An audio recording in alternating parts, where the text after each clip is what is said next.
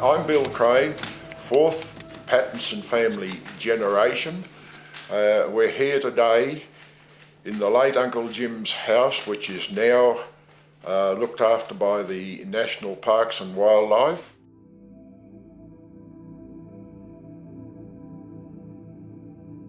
Kiandra is in the alpine area of the Snowy Mountains. The house was his father's butcher shop and store down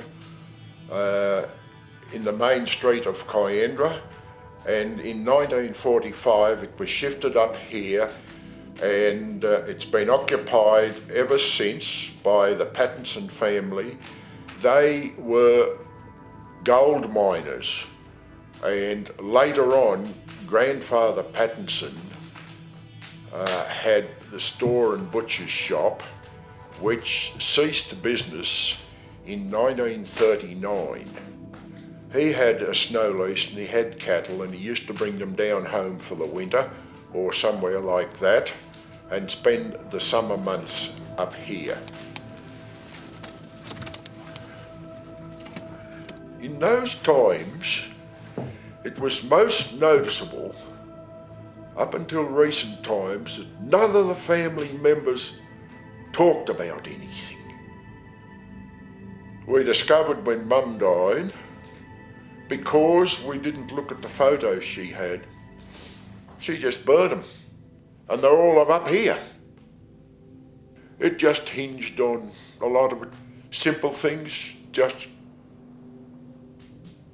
let slide, never mentioned again. Not like today. God almighty, you weren't hiding anything. It was something that's been passed down from generation to generation.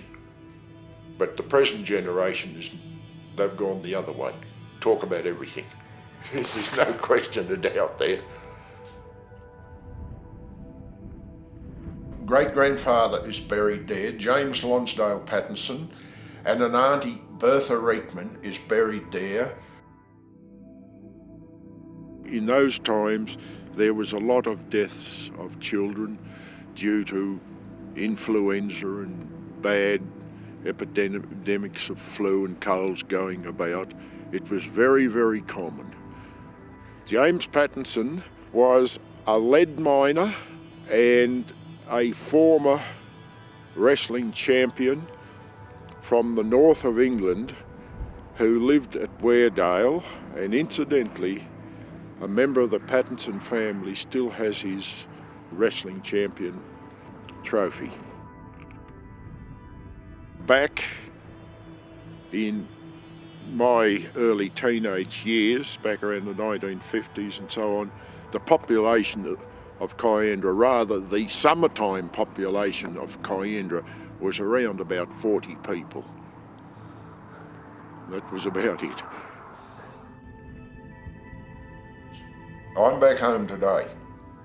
Like, if I could manage it, I'd come back up here tomorrow. Make no bones about that. Like, it's just the one place I like to go to. People say, but there's nothing up there. But people can't read the bush, and they've never lived there. Like, I grew up with it, and it will remain with me, you know. And to get up here, to get away from television and get away from telephones, and just have a few quiet days and poke about fishing or go bushwalking, there's nothing greater in my books. Of all of us that used to ride around those days, we had bridle reins in one hand, a stock whip in the other, and nobody had a camera. And that, I'm afraid, is a big regret. I don't hide the fact that all I know I want to pass on.